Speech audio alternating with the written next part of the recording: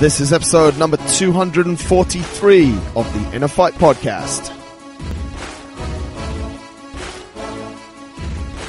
Welcome to another edition of the InnerFight Podcast. My name is Mark Smith, founder of InnerFight.com. I'm joined by Phil Hesketh and Matt Jones today to talk about strength, getting strong, being strong, and the need for strength in our lives. Of course, big thanks and a shout out to our show sponsor Kareem. Download the Kareem app, sign up and register with a valid credit card. Use the promo code InnerFight for up to 100 dirhams off your first ride. If you're coming to the gym, use the promo code INNER. If you're leaving the gym, use the promo code FIGHT for 10% off your rides with them.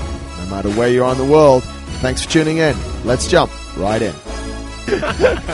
And that's how it starts. Back once again, another podcast. Matt Jones is here. Morning. Good morning. Afternoon, evening. Yeah. Recently lost to the other person who's on the show today at Table Tennis, Phil Hesketh. Yes. Yeah. 2-1. Yeah, it happens like once every 3 months. So. Is that an official game? No. No. No, it is. Must He played be- well. He played exceptionally well. Should really He's be getting best, there, so. best of five. Yeah, best of five, but But the short ones. Short It's ones. not a grand slam, but it's Not okay. But I won. But you won. Yeah. Oh, that mic. No, Phil won. He's the current champion. We're not here to talk about ping pong. We're here to talk about something a lot different. We're here to talk about strength, getting strong, being strong, and all of the maybe thoughts around strength, maybe falseness around strength. Jonesy, Yeah. you start. Someone says to you, I want to be strong. Yeah. Like, what really is strength? What's the definition of strength? What do we understand by that? And maybe also, what do people normally mean from that? Yeah, so I think if someone comes and says that to me straight away, I often just say, okay, define strength. Yeah. And usually they talk about like barbells straight away, which is true. Yeah. But then I start to talk to them about it. It's very impressive to see how what they can do with a barbell. Mm-hmm. But it's also very impressive how strong you are with your own body. Right. So that's where, a little bit of the gymnastics comes into it. Yeah. So yeah. getting them to move freely first, I usually, unless they have had some experience, I don't really give them a barbell straight away. I just see how they're moving with their own body. Yeah. And then, progress them onto a barbell. And Yeah. Phil, for you, if someone says strength, what's the first thing that pops into your mind? I think it's probably the same as what most people would think, and that's like the stereotypical version of I want to be able to lift a lot of weight. Yeah. Carry more than just my own body weight. I want Yeah. to be able to lift things and anything heavy. Right. That's usually what you think, right? If someone says I want to be strong. Yeah, I think so. I mean, if we look to sort of a dictionary definition, the quality or state of being physically strong. Did you see some of the synonyms underneath for the dictionary version? Yeah, power, brawn, Yeah. brawniness, Brawniness. burliness, muscularity, sturdiness, robustness, Yeah, that's a good one. Hey. toughness, hardness, lustiness. Lustiness. That's There's a a good couple more as well, isn't there? And then, but then If someone came to you and said, Jonesy, I want I to wanna be be lustiness. lusty. I'll be like, You hang go. on a sec. let me go get Phil. yeah.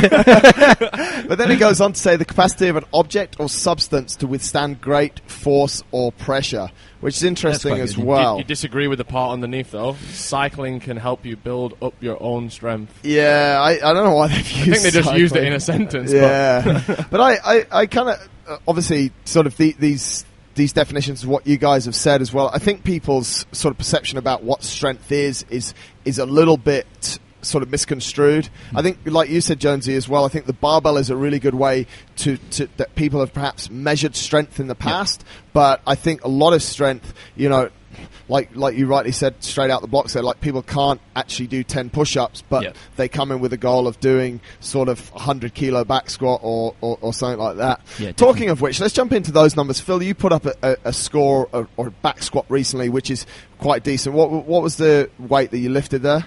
Quite decent. 500 pounds. 500 pounds, 228 kilograms. Exactly 28, or is there some decimal points, or have you rounded up from 227? Nah, I didn't round up. So obviously, when we say It was 5 or 2. if we were to measure your efficacy of strength against the barbell on a back squat, we'd put you up there, sort of incredibly strong. Within, I guess, even within weightlifting, that's quite a decent. Yeah. Sort of, we see the Olympics going on at the moment, the guys doing the clean and jerk at the snatch. That's a really decent number. Yeah, in that one discipline. Yeah. Yeah. Jonesy, going to you. Yep. If you speak about doing push-ups, which is gymnastic movement, a body movement. For example, how many push-ups would you do, like great push-ups, you do perfect form, without having to take a rest? I'd get close to 50. I think that would be my 50. Max. Yeah. So immediately we've got two really interesting measures of strength. Obviously, yours is a lot more on your body weight, whereas Phil, yours is on against the barbell, so almost forcing the gravity up. So do we think, what are the best ways really that we should be looking at measuring it? Because they're two very different ways, and obviously we could argue that a gymnast is way stronger than you, Phil, in a particular movement. So what do we think about that? And because I think that's where it starts. There's a misconception in measurements as well. You've got to have quite a holistic view with it, really. Like, you can't say I want to be strong and only focus on the squat. Like, if somebody came to me and said I want to have a strong squat, then sweet. But if you want to be, an all-round strong person, then you've got to take into account things like, push-ups and pull-ups. Can you move your own body weight for lots of reps? Yeah. Or can you can you do similar things with a barbell or an odd object or things like that? There's all different types of ways of measuring it. Like, and it's quite interesting. Like, who is the stronger person? Someone who can do 1 rep at 500, or the guy that can do 10 reps at 450, but he can't actually do 1 at 500. Right. So which person is actually stronger? It's a bit subjective, really, isn't it? Like, I would agree. You put the measures in place, so you can be stronger, or you be able to do more push-ups, but maybe it doesn't make you an overall stronger person. Yeah. That's where CrossFit, I guess, comes in quite well, in that they test all different areas, because let's put a power lifter against an Olympic weightlifter. Yeah. And you say who is stronger. They can outlift each other on certain things, but you wouldn't be able to say which one of them is the stronger person in general. Yeah, it's quite different, isn't it? I guess it's kind of. I'm not saying that CrossFitters are stronger than those specialists, but at least they're trying to develop strength through all different means. Through different ways, yeah. I mean, that's one of the things that you sort of jumped straight into there as well, Jonesy. Like, you could spend a lot of time with someone just developing strength of their own body, really, right? Yeah, which will carry over to the barbell. It will help. At what point, mate, do you think that you should move? I mean, because of what you said, I'm just presuming that you're the guy, you're the one that wants to master body weight first. At what point should we stop measuring strength on body weight and maybe move into against the barbell? Is there that point, or how does that work? I think not really. I think, it could be a week, it could be a month for someone. It just depends how well it, like, because they, some people say they can do loads and loads of push-ups or loads and loads of pull-ups. Like, let's say I can do 20, and then 9 times out of 10 you get them to do 1, and they're maybe like half reps anyway. So as long as they can do a certain amount of reps and it's good full range of motion and there's good control, then I'm happy to move on to some of those external loads. Someone else comes in and says, I've read such and such on the internet. I want to get into and I think if we talk about sort of some misconceptions again, first misconception is how we measure strength just varies so hugely. The second thing is people say, I want to go on a strength phase or a strength cycle. Phil, talk to us a little bit about sort of what the hell that means. Yeah, I wish you could go on for a long time about this. Jonesy says we've got 43 minutes. 40, right, I guess strength cycles become very relevant when you get into professional sport, right? And people who have the time and dedication, like to commit to things like that. Yeah. If we're talking about the general population, then I would say that things like that often become too restrictive. Right. They can work alongside a good training program, but it's not really the focus point. Yeah. I think the main thing for me when I've used strength cycles, especially in CrossFit, is this just the little bit of added structure that you get from it. Right. I guess you can sit and argue all day that is 80% the right number to be working at. I've listened to some coaches recently talk about it, and some coaches will only work over 80% because of the stimulus that it gives your body. Right. That sort of max loading stimulus, and then some coaches won't work over that because of that same stimulus. They don't want to achieve that stimulus so much. So it's very hard to say, like, yes, this squat cycle is exactly what you need to get stronger. You have to be at 80%. Yeah. It actually quite annoys me sometimes when you see people really messing around with the weights just to get the exact, half kilo, because that's 81.7% of their lift. Like, who really knows? Yeah. There's kind of the argument of just, what's wrong with the 5x5 heavy. Yeah. See how you feel that day and do 5x5. It's so simple. And I think that's quite crucial for beginners as well. So it's quite easy to monitor. Just keeping it nice and simple initially for that first 6 months. And then you can start to introduce cycles. I do use them. I use them a lot. And like I said earlier, it's more just to give myself some structure. Yeah. So almost so I don't forget what I've done. Like, it's quite hard, especially for CrossFit, programming for all the different things that we need to do. Yeah. So if I know that my back squats is like a set cycle and maybe I'll follow it for 3 or 4 weeks and then maybe I'll change it up a little bit, pick a different one and just kind of mix them all in there, I know that I'm going to be doing some heavy squats and I'm going to get stronger. Without being big-headed, it seems to be working for me. Yeah, absolutely, just from doing that. Yeah. But I don't get too stressed. I was supposed to... the way that cycle worked, so leading up to this 500 pounds, I had a lot of time to squat because obviously I had the hand injury. So the way it works was like 6x2, then 6x3, 6x2, 6x4, 6x2, 6x5, and then 6x2, 6x6. That's the end of it, and then I will test my 1RM. And are those... All at 80%. All at 80%, right. Yeah, right. so you get that sort of easier day, and then it increases, and I'm going to do 2 of those sessions each week. Right. After the 6x5, I felt super strong. It was really easy, and I was like, I'm just going to go for the heavy single next week. Right. And I got it. Yeah, So it doesn't really... It's not like you have to follow it exactly to that, but it just gave me a good structure, a good base to go off without me having to get too stressed about what squats I was going to do that day. You spoke about that one, that's 6s or 6 sets, 80%. There's obviously a load of other ones. Jonesy, I know a long time... That's the Russian squat cycle. That's a Russian squat cycle. Before we used Wendler 5-3-1 cycle as well. And, mate, I mean, to be fair, we saw some relatively decent increases. We did. What's that one again, the 5? 5-3-1. So the first week you do 5 reps, the second week you basically do 3 reps, and then the last week is 5-3-1. With an increase in percentages. Yeah, it increases. And then the fourth week's like a deload week. Like a deload week, and then you hop back into it again. And the aim is to improve your 1 rep max at the end of that.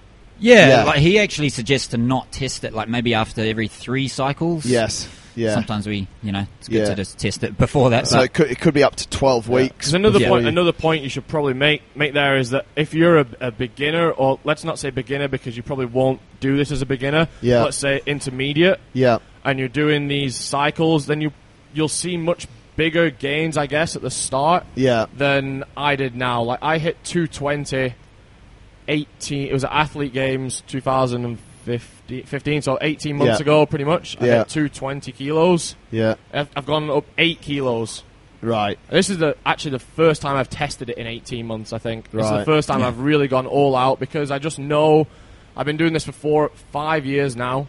That just by following one squat cycle, I'm not going to get the 10% increase that I got when I first did the Russian squat cycle, and I went from 170, I'm pretty sure I went to 195.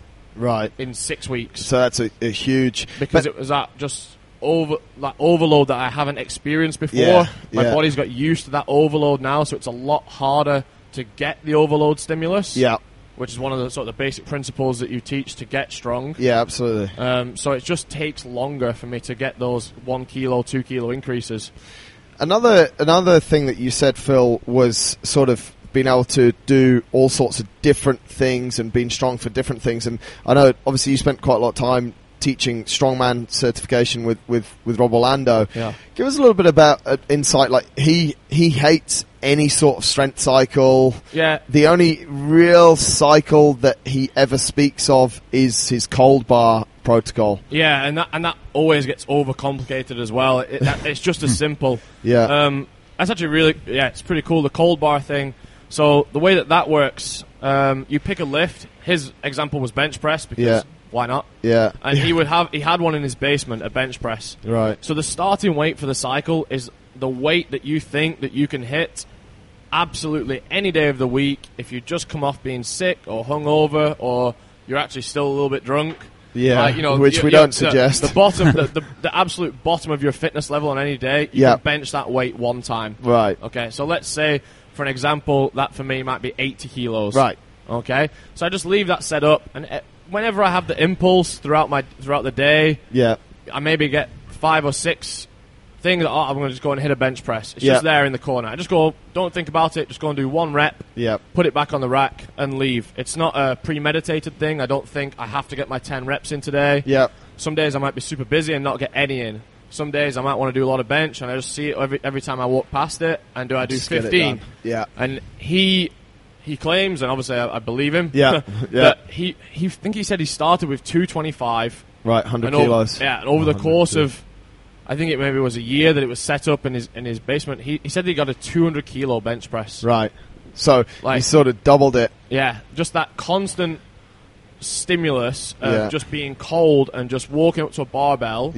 Just getting the lift. Whenever he felt like I can never miss this weight again, he added weight. Right. So maybe at the start that was every week he added a little bit of weight. And maybe towards the end it was a month until he added a kilo. Right. So it's just not set at all. We've tried it. I think the limiting factor is that people pack it away very often. Yeah, that's annoying. Any time that I've tried doing this, I think we tried it with deadlift.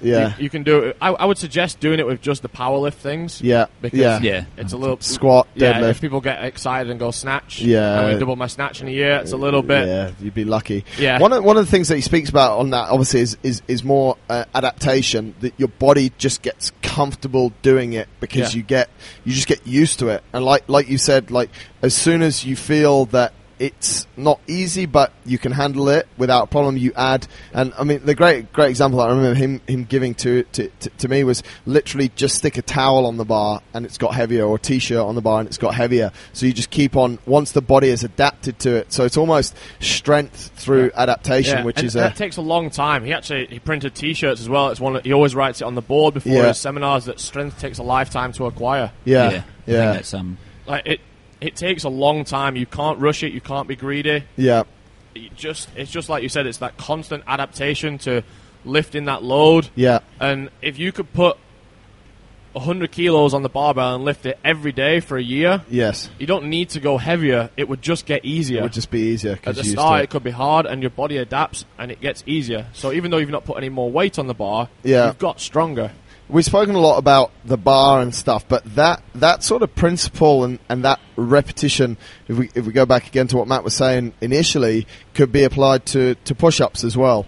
So you do 5 push-ups, perfect push-ups today. As soon as you can do 5 every day, maybe 3 times a day, which, guys, you can do in your office. If you sit in an office, you then increase it to 6. Yeah, once it gets to the point where, why am I even doing this? It's so easy. Then add an extra rep on, and in time, and again, this isn't going to be a 1 week thing, but in 6 months, maybe you can drop and do 15 push-ups whenever you feel like it, which is quite, it's I think it really develops that perfect practice as well. Yes. Like you're saying how he's like every 2 weeks or saying increase the load a little bit, don't get carried away. Like obviously by the end of that, you're doing it with like really good form and technique, so you'll get that a lot from it as well. You'll get it.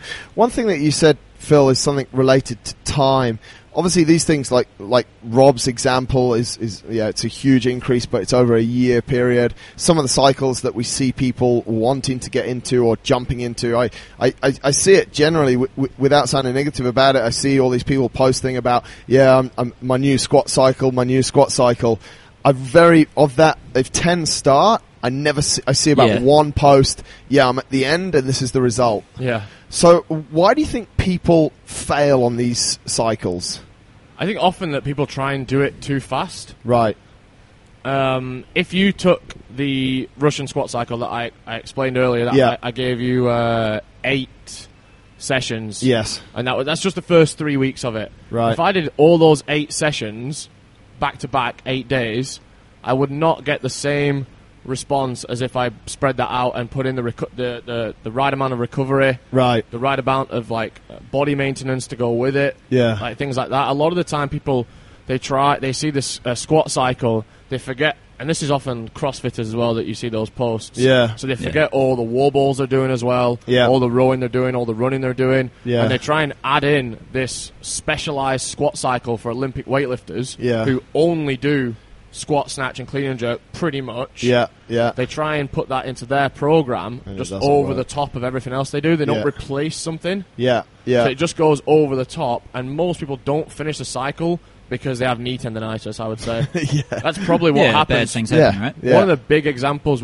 is something like the Hatch cycle, or what's the Smolov Jr. That was going around for a while, wasn't it? Yeah. I don't know many people that have finished even the Smolov Jr., which is the introductory cycle. Yes. It's meant for athletes who only do squat, snatch, and clean and jerk, pretty much. Right. That's their life. So, on a positive note from that, if you were to turn around and say, right, we've done what Jonesy said, we're in good check body weight wise, we want to get this measure on the barbell, it works super well, I'm willing to just jump out of all things CrossFit. Yeah. I'm willing to ditch my gymnastics, I'm willing to ditch, the conditioning, the fun workouts on a Thursday, blah, blah, blah, blah, blah, and I'm willing to go all in on those programs. Is that something that we think is, I would say do people need to do that? I guess it's goal specific, right? Yeah, I think it really depends on the goals. Yeah. Like, we know some people that have done that and they've got good results from that. Yeah. But of course, some of their other training has suffered a little bit. So. You've got to decide. If you want to get stronger, then you have to not. You can't do it on top of everything else that you're doing. You have to prioritize it, right? And stronger in the sense of do it following a squat cycle or deadlift or bench or anything else that you're going to do. Yeah. You can't just add it in on top. So you have to be willing to sacrifice. Okay, I'm going to lose 20, 30% Do you think people fitness? just don't really get what they're getting themselves into, and there's just this misunderstanding? Like, why do we go from 10 people start a strength program and 1 finishes it? Is it because they just don't understand that whole concept and the sacrifices that they're going to have to make? Some people probably just don't see results quickly, and it goes back to, like, you got to be patient with strength. I think that's a big one. Yeah. And then, like you say, they just get impatient when they just miss the other training, maybe. Yeah. Okay, if you look at mine, if I told you that, you're going to, don't worry about the strength cycle. We're still going to squat. We're throwing little cycles every now and again. Yeah. But would you be happy if I said, and in 18 months' time, your squat will have gone up 8 kilos? Yeah. Would you be happy? Or would you think... Most people would probably... They're like, no way, I can find a way better cycle than that. But then when you take it into the context of me, that's gone from 220 to 228. Yeah. Yeah. It's almost a 20%. I think it's like looking, like telling them, but percentage-wise, it's going to be really good. And what's going to happen to your 5, your 10, and all those RMs as well. Yeah. We've spoken a little bit about sort of those programs, and really, like you just mentioned there, Phil, it's very goal specific. And I think where we're getting to is that these programs, these strength cycles, are really to top level athletes. You said Smolov, that's all they do. So let's now address the other part of the population. And let's make a quick generalization here so we set the scene. 80% of the people that walk into our gym want to look good naked. Yep. Mm-hmm. How do we work on strength for that population? I guess it's just a variation, isn't it? And it's kind of what we try to do, of getting like a strength element into the gym each day. And because they have that sort of limited amount of time, we try and vary that up as much as possible with like a compound lift and then various assistance exercises. Yeah. But then, also, if you want to look good naked, you need to have a low body fat, so we have to put that conditioning element in there as well. Yeah. So you're getting both, and it's quite a well-rounded thing. Yes. So coming to just the class program here isn't going to make you as strong as if you only did strength work. Right. It's also not going to make you as fit as if you only did fitness, but you're going to have a good balance. Yeah. A good balance of both. It will just take maybe a little bit longer to get to those strength goals that you want if you still want to do all the fitness work that goes with it. Yeah. I think Jonesy? I was just going to say, I think as long as it's pretty simple and there's like a good linear progression to it. Yeah. And then obviously we add in like extra exercises or movements like accessory work. Yeah. And if you add some of the reps up, some of them might get to 100 reps on some of that accessory stuff. Yeah. I mean, it's not. You don't overcomplicate it. You just maybe sometimes even choosing a movement after you're done. Yeah. Like that could be, 50 Bulgarian split squats per side. Yeah. Or even just pushing like a sled like we did yesterday. Push it nice and slow, add some weight. It's going to get your legs going, Absolutely. I think they're the sort of main things as well. And I think it goes back to sort of that the whole different component, but then people maybe don't set their goals clearly at the start. They come to the gym, they want to get strong, they want to look good naked, they want this, they want that, they want to be able to do, and it's sort of, you can go close towards a lot of those things, but you might not get all of them with one stone. Yeah, so if you are coming to do a general CrossFit class, then you can't really have the goal of, I want to be super, super strong. Yeah. It's probably, you're not doing the right class. Yeah, you're not in the right area. The main goal of 80% of people that come is that I want to get stronger. Gradually stronger. I'll increase my muscle mass a little bit. I want to lose a lot of body fat and tone up, and you're going to get a bit of all of that over the time that you're doing it. Yeah, I mean, we've said that to people before. We have a pure strength class that really is focused on, there's a sort of a full body day, and then there's a lower body specific and an upper body specific. It's 3 times a week. If you're doing that sort of properly, that's really what you should be doing for that day, and that's 3 days of the week. You've got 2 days to fit. I mean, maybe you come to a weightlifting class on a Wednesday, which is very, again, strength specific, and then if you want to get a little bit tired, maybe do the Thursday class. But I haven't seen a lot of people being willing to jump out of the main program and into a strength specific program to achieve that, which is interesting. It's a different stimulus that leaves, like, you don't leave the gym. Most of the time, after pure strength, you don't leave in that, like, in a coma. Super destroyed way that people, they kind of like it. Yeah. They pretend that they don't during the workout or whatever, but they do, and they like coming to Thursday therapy, and they like doing those things, and they like the feeling afterwards. They think that they've worked harder than if you did an hour of strength training, which isn't always the case. You've just worked different. You've just worked differently. Yeah. Different. But I think that's where the one-on-one comes into it as well. Yeah. That's always an option that we have here. Yeah. And that's where, like we do with our clients, we just focus more on strength because we know that they're doing classes as well, and that's actually worked quite well. We're seeing a massively increasing number of people that are sort of jumping out of either our mainline class program or other class programs that they've been in just to come and focus on strength. And some of the increases there are really quite And whether that's a long-term thing for a lot of them, some might just do like 2 or 3 months, and then they go back into class, and they're like, and people notice, like, man, this guy's stronger, so. Absolutely. Talking about members, talking about people, we've got some sort of frequently asked questions that people have asked, and we've put together. Someone says, which we should get this one out of the way. It's quite an interesting one, or quite a humorous one. Can I turn my fat into muscle?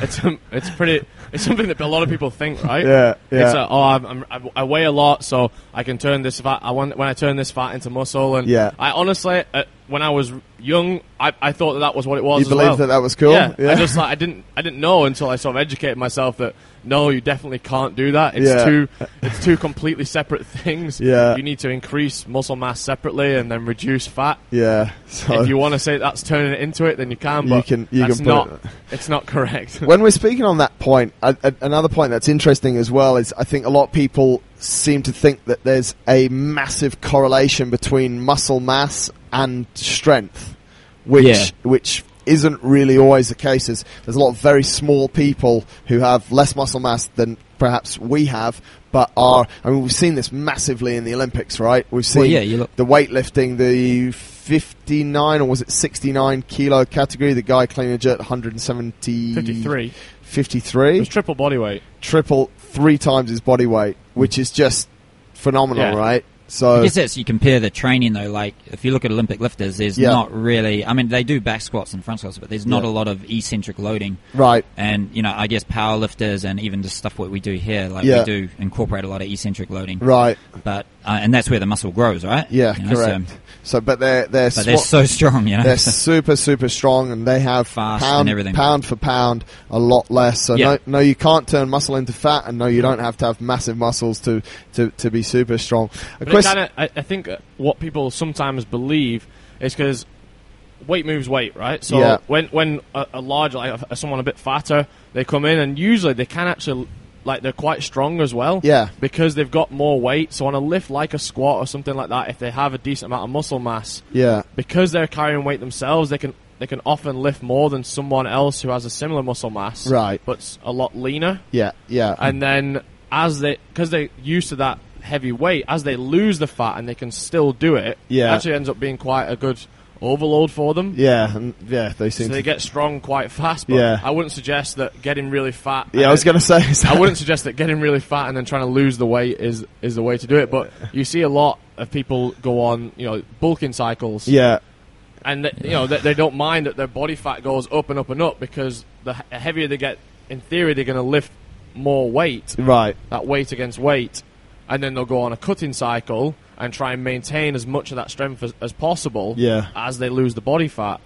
So it's actually quite a good argument, but it's not one that we're going to suggest. I just think that should be left mainly if you're going to compete in bodybuilding. Yeah. I know they have to do that. If you're just in cutting, It's, another quite amusing question, which I guess we should answer seriously, is why is Matt Jones so big but so weak? I don't know who. Did physics? Or, I don't know who. I'm pretty sure I sent that one. Phil, you wrote that one in. It's very mature, isn't it? Yeah, so, a little bit. Yeah, whatever. Some good ones here. Front squat or back squat. I know we've sort of spoken about this before, but if we sort of went on an absolute strength, you want to get stronger. Is this just a case of how you measure it, or are they both good measures to use, the front squat and the back squat? I think both. Yeah. I think if you're going for a bit more raw strength, nothing beats the back squat. Yeah. But then you look at the carrot, it's no-brainer that the front squat's going to help you clean and part of the, Olympic lifting. Yeah. And thoracic mobility. Yeah, I quite like it as well, and a lot of it sort of really exposes people's core. It does. And generally a lot of people that they might not. I think a good test is how close you can get your front squat to your back squat. To your back squat, yeah. So take out because a lot of people fail a front squat because they can't hold the rack position Just anymore. Drops, right. Or their core is not strong enough. Like with a back squat, you can kind of get away. You get that little bit of break in the midline. Yeah. But you can still kind of stand it up. Yeah. But because the barbell's now in front, if you have that break at the midline, the bar's probably going to come too far forward for you to control. Yeah. I actually think it's really impressive when someone who already has a really good back squat can also almost front squat the same weight. Right. That's really impressive. As a guide, what should people be looking for as sort of ratio percentages of back squat to front squat? I mean, I know it's very different because of the way different people move, and like we said, like if someone's core is generally a bit weak, when they're in the back squat they might be able to compensate for it, so that that doesn't come into, and then you get a massive difference. But we work off a general guideline for that. I think 20 or 30%? Yeah, like 80 to 8. If your front squat is 80 to 85% of your back squat, I think that's pretty decent. I asked the guys the other day when we were doing some front squats. I was like, oh no, back squat. Sorry, I was like, at 80%. I was like, could you front squat that? Yeah. And everyone was kind of just about that. Like a few kilos over, a few kilos less. Yeah. So I guess around 80 to 85%. Should we stress if they're not? If it's higher than that, is it? Should we work on one compared to the other? If the front squat is really close to the back squat, is that a problem for the back squat, or is it just a strength for the front squat, and vice versa? It depends on if I don't know if there's a reason why that back squat is low. Yeah, I wouldn't imagine. That's probably just. It's worse is if your front squat's a lot less than your back squat. I would say that's what more of a problem. Then you've got an issue than it being too close. Right. Because I would imagine any mobility issues that you've got stopping you getting strong on your back squat, you're probably going to get similar ones. In the front squat. I don't know. Maybe you get into a slightly better torso position on a front squat. Yeah. And so it makes it easier for you. Yeah. Or you're a bit more quad dominant or something like that. But I would be more worried if someone was like at 50% on their front squat compared to their back squat. Then I think you would have to do quite a lot of work on that front rack position or the core strength. Something's up there. Another interesting question, which we've sort of covered, but we'll just wrap up. How long does it take to get strong? Jonesy. Depends again on the person. 17 years. Yeah, 17 years of your life. For some people, you're probably going to get some good gains within 3 to 6 months. Yeah. For others, it's going to take 2 or 3 years. Yeah. I mean, and like a lifetime sometimes. I think the main thing is to sort of set out to understand where you're at, and then to understand what sort of reasonable increases. Like you said, Phil, 8 kilos for you is a massive increase. It's sort of closer to 20%, 16 to 20%. It's sort of I generally feel that people are getting disappointed and in a rush to get strong because they're not clearly setting goals. They actually don't remember what they, for example, could squat the first day. I mean, I've had this with a lot of people. People say my strength numbers are hit flat. And I'd be like, well, what's your front squat now? And they say 100 kilos.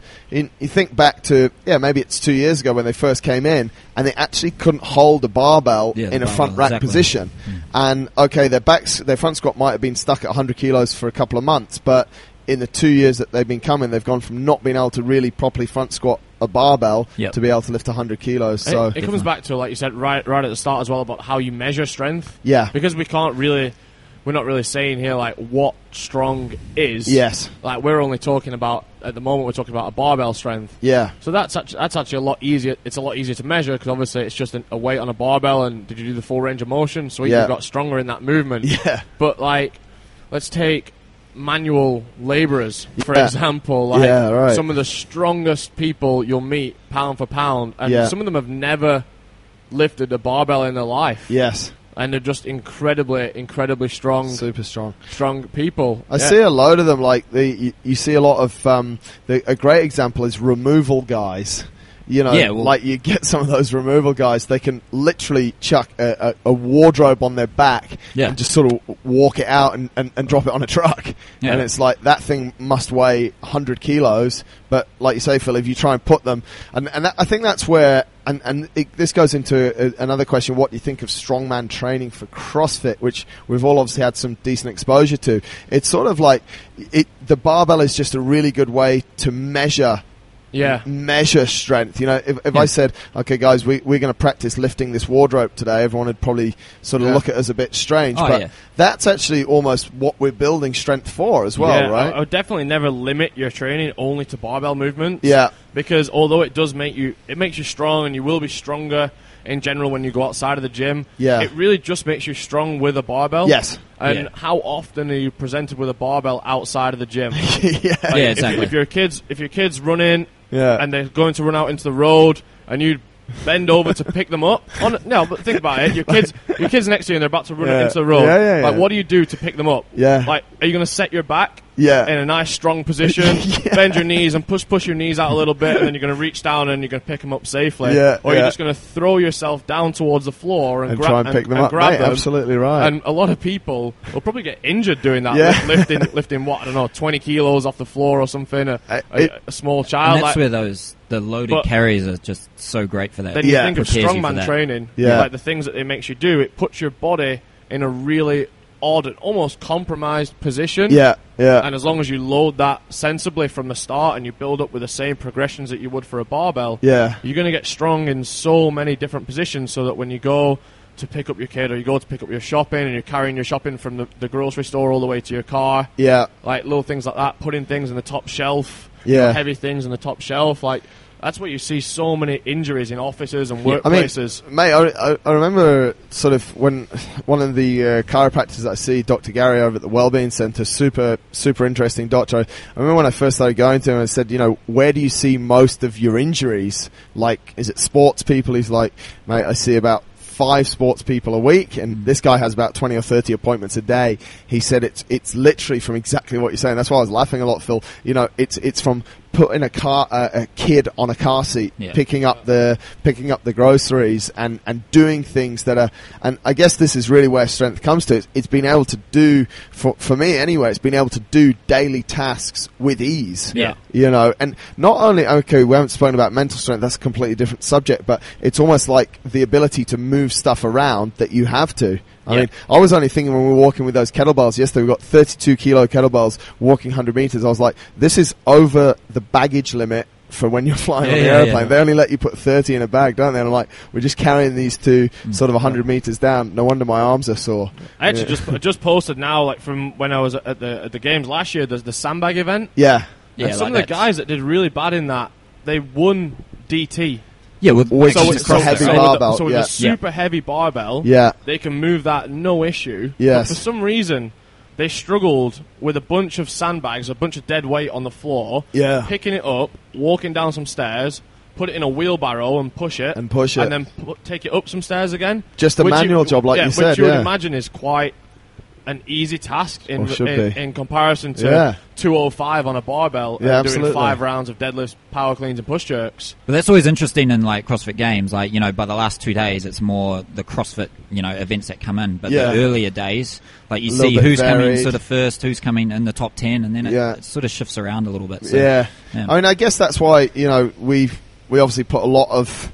I wouldn't call a lot of our workouts or training strong man, but definitely I think you summed it up really well, Jonesy. Like loaded carries. Like yesterday's workout, they did the run with the medicine ball, which is not super heavy, only up to 20 pounds, and then they did the box jumps, which forced them to do step-ups, obviously, with a load, which is just, you can just see it, can't you? It's just so much harder. It's just, it's like carry it here, put it on your back or something like that, and it really creates a different dynamic, but that's exactly the dynamic that we're almost getting in everyday life. And I think it's about educating some people at first, because you might get some members that are like, well, why am I doing this? Like, why can't I just run without the ball? But and it's even like newbies coming in and they've never done Olympic lifting before. But again, Olympic lifting can be quite awkward. It gets you in awkward positions, but it gets you stronger in all those awkward positions. So absolutely. So coming back to the daily tasks and all that. Yeah, exactly. And that's, I mean, we do put some strongman stuff in. Obviously, strongman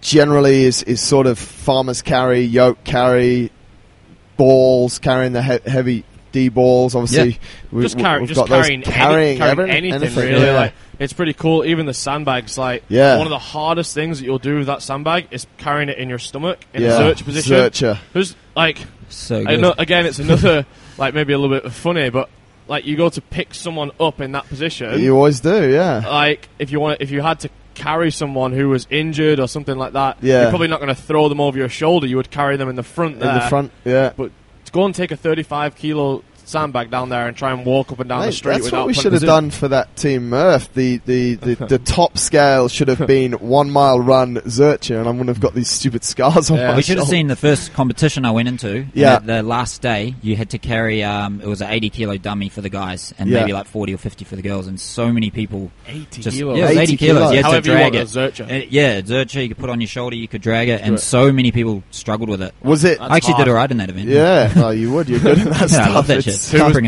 the dummy? Nick Jones. Bring your own dummy. Bring your own face. This is a really good question. We've touched on it, but someone says, how important is our core to overall strength? I think it's important, I think Next again, question. It depends. Yeah, paramount. Should that have been in the stupid I question part? You've just got to add in additional core work. I know it's like a big thing where people say, no, you're going to work it through the big lifts, which you are, but some people need a little bit more than others. So. And it's just that connection, isn't it, between the upper body and lower body? Like everything, any way that you lift something, unless you find like you sit down and put on one of those machines and just do bicep curls. I guess anything else that you do, you're pretty much going to be activating your core in some way. But this again kind of comes back to the strongman, that like it moves you around in positions that you don't really want to be in. Right. And you get strong in all the different ways. Like you actually move in so many different planes of motion. Like, and a lot of people only do sit-ups. They're just going back and forward, back and forward. Like you need to be able to reach down towards your side, and reach across, turn your body side and side. If you do a lot of training for your core that way, then it's going to make everything else seem a lot bit easier. As soon as you get pulled, things get hard with the barbell when you get pulled out of that perfect form. If you're already strong in that non-perfect position, then it's obviously not going to feel so hard.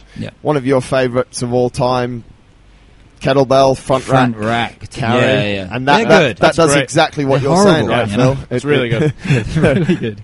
Mohammed loves them. Oh, Haskell, his teeth gets involved. Gets them in his teeth. Loves it. Chews on the corner of them, and he's away.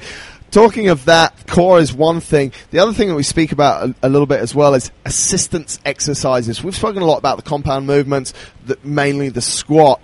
Couple of cool exercises that people can do. I've seen people get very strong by squatting, but I've also seen people really, I would say, fast forward those strength gains by doing a bit of assistance. Jonesy, couple of lower body assistance exercises.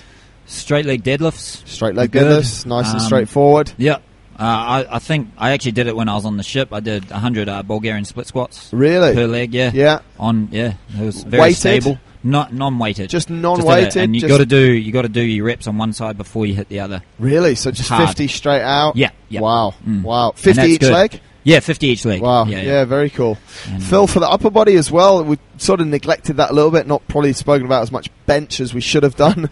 Ben's not here. I would say I would do anything with dumbbells. Yeah. If I was going to sort of change it up, I want to do an assistance exercise, then I'd probably ditch the barbell. Yeah. Even if it was still doing like a pretty compound movement, like a strict press. Yeah. Or something like that, I would just kind of get the dumbbells out and do something with them a little bit different. Yeah. A dumbbell snatch, things like that, where you're sort of moving across. I think that goes back to sort of as well what you were saying about your core. It's not moving the weight in a straightforward way. There's a lot of rotation, so that's where you're really getting a lot of additional muscle contraction and activation. Yeah. Any further thoughts, guys, before we wrap up? We're almost at Jonesy's 43-minute time cap that he put on us today.